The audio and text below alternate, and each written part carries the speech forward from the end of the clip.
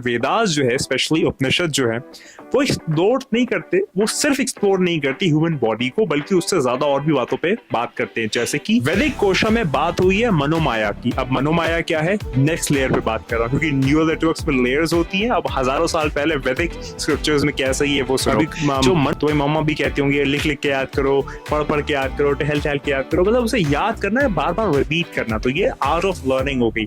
अब वेदांत यानी कि इंसान जो चीजें एक्सपीरियंस करता है, उसकी डिफरेंट लेयर्स और फॉर्मेशन जो है वो उपनिषद्स में डिफाइंड है। वेदांतिक थॉट में क्या कहा जाता है, वेदास के थॉट में इसे क्या कहा जाता है, इसे कहा जाता है संस्कारा। संस्कारा क्या होता है, संस्कारा एक बात करता हूं, तो जो पहला है वो है अन्नमाया।